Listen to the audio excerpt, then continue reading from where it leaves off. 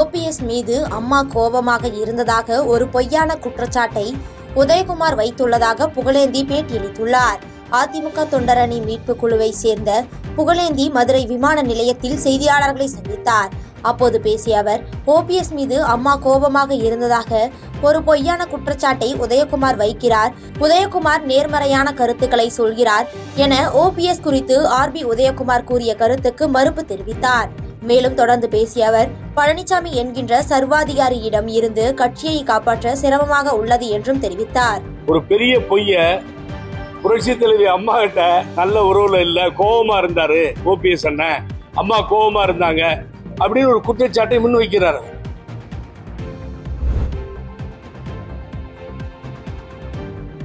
வாலாஜாபாத் அடுத்த கட்டவாக்கம் பகுதியில் 14.42 கோடி ரூபாய் மதிப்பீட்டில் 15,000 மெட்ரிக் டன் கொள்ளளவு கொண்ட 5 நெல் சேமிப்பு தளங்களை தமிழக முதலமைச்சர் காணொலி மூலம் திறந்து வைத்தார். காஞ்சிபுரம் மாவட்டம் வாலாஜாபாத் வட்டம் கட்டவாக்கம் கிராமத்தில் 15,000 மெட்ரிக் டன் நெல் சேமிக்கும் வகையில் 14.42 கோடி ரூபாய் மதிப்பீட்டில் 5 சேமிப்பு தளங்கள் அமைக்கப்பட்டுள்ளது.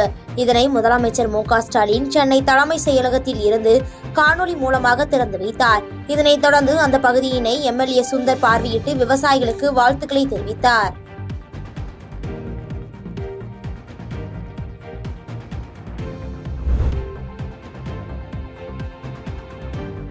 காப்புக்காடு அருகே சுமார் 3 ஏக்கர் நிலப்பரப்பில் அனுமதியின்றி பாறைகளை வெடிப்பதால் சுமார் 30க்கும் மேற்பட்ட வீடுகளில் விரிசல் ஏற்பட்டுள்ளதாக குற்றச்சாட்டு எழுந்துள்ளது. கன்னியாகுமரி மாவட்டம் காப்புக்காடு அருகே பாக்கோடு பகுதியில் வசந்த் என்பவர் சுமார் 3 ஏக்கர் நிலத்தில் வீடு கட்டுவதற்காக பாறைகளை அகற்றி வருகிறார். இதனால் அருகில் இருக்கும் சுமார் 30க்கும் மேற்பட்ட வீடுகளில் விரிசல் ஏற்படுவதோடு கிணறுகளில் தண்ணீர் தட்டுப்பாடு ஏற்படுவதாகவும் இதய நோயாளிகள் மற்றும் முதியவர்கள் பாதிக்கப்படுவதாகவும் குற்றம் சாட்டியுள்ளனர்.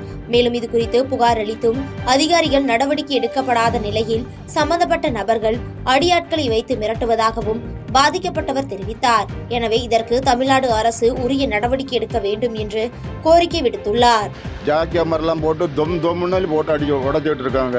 ரொம்ப அவசியம் இருக்கு, வீட்டில் இருக்க முடியல. அதாவது ஏற்கனவே நான் ஒரு கார் பேசிட்டு என் வீட்டுக்காரர் வீசிங் ப்ராப்ளம் உள்ளவங்க, தூசெல்லாம் வீட்டில் ரொம்ப கஷ்டமாக இருக்கும். எந்த நடவடிக்கை எடுக்கல. காம்பவுண்டெல்லாம் தவிடுபடியாக்காங்க, வீடெல்லாம் கிராக் விழுந்து இணைச்சிருக்கு, போரில் தண்ணி இல்லை.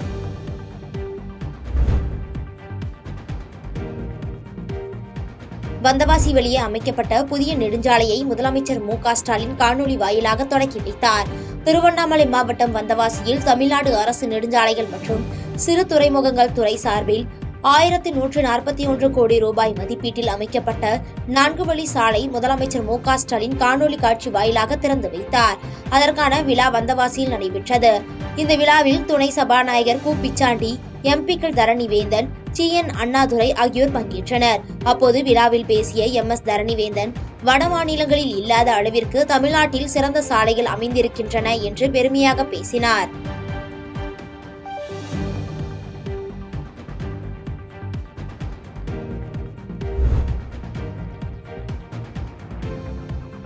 பாஜக மீது மக்கள் வைத்துள்ள நம்பிக்கையால் தான் 27 ஆண்டுகளுக்கு பிறகு பாஜக டெல்லியில் ஆட்சியை பிடித்துள்ளது என முன்னாள் முதலமைச்சர் ஓ பன்னீர்செல்வம் கருத்து தெரிவித்துள்ளார்.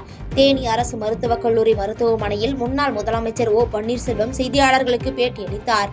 அப்போது ஓபிஎஸ் பதவிக்காக எந்த இலக்கும் செல்லக்கூடியவர் என ஆர்பி உதயகுமார் கூறியது குறித்த கேள்விக்கு ஓ பன்னீர்செல்வம் பதில் தர மறுத்த நிலையில் அருகே இருந்த ஓபிஎஸ் அணியின் தேனி மாவட்ட செயலாளர் சையது கான் அதற்கு மறுப்பு தெரிவித்து பதிலளித்து பேசினார். அதாவது அம்மா நேரடியா பேசினா அவர்கிட்ட பேசினாங்க, அவரை பத்தி பேச உதயகுமாரை பத்தி பேசவே இல்லை. இதை மட்டும் போடுறோம்.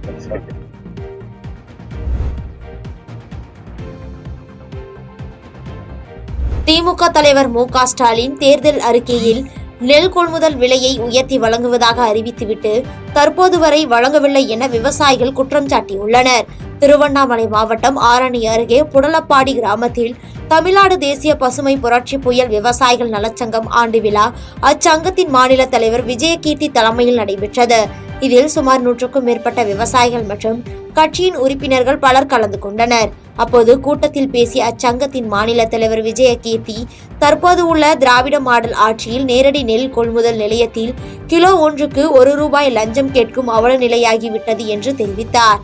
மேலும் திமுக தேர்தல் அறிக்கையில் நெல் கொள்முதல் விலையை உயர்த்தி வழங்குவதாக அறிக்கை அறிவித்துவிட்டு தற்போது வரை உயர்த்தி வழங்காமல் இருப்பதாகவும் குற்றம் சாட்டி பேசினார்.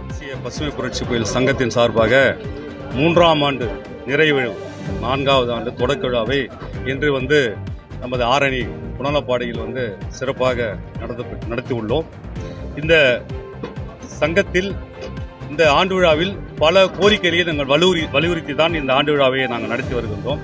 இதில் குறிப்பாக நாங்கள் ஏற்கனவே பல ஆண்டு காலமாக இந்த கிலோ ஒன்றுக்கு ₹1 லஞ்சம் பெற்று இந்த நேரடி நெல் கொள்முதல் நிலையத்தில் ₹1 லஞ்சம் பெற்று தொடர்ச்சியாக அது ₹1 கொடுத்தால் மட்டும்தான் எடை போடுவோம் என்று விலையே நிர்ணயம் செய்துட்டு தொடர்ந்து இந்த அரசாங்கம் அதை நியாயப்படுத்தி வருகிறது. நாங்கள் தொடர்ந்து அந்த ₹1 லஞ்சம் வாங்கக்கூடாது, விவசாயிகளும் வாங்கக்கூடாது என்று தொடர்ந்து பல போராட்டங்கள் நடத்தி வருகின்றோம். இப்போ தற்போது கூட பார்த்தீங்கன்னாக்கா அந்த தமிழ்நாடு நுகர்பொருள் வாணிப கழக தலைவர் அந்த திருமதி அந்த அம்மையார் கூட பார்த்தீங்கன்னா அந்த ₹1 அவங்களுக்கு சம்பளம் போதவில்லை, அதனால அவங்க ₹1 லஞ்சம் வாங்குறாங்கன்னு அதை நியாயப்படுத்துகிறாங்க. பாதகம் செய்பவரை கண்டால் நாம் பயம் கொள்ளலாகாது பாப்பா, மோதி மிதித்து விடு பாப்பா, அவர் முகத்தில் உமிழ்ந்து விடு பாப்பா. அண்மை செய்திகளை உடனுக்குடன் தெரிந்து கொள்ள இணைந்திருங்கள் எம் நாடு தொலைக்காட்சியுடன்.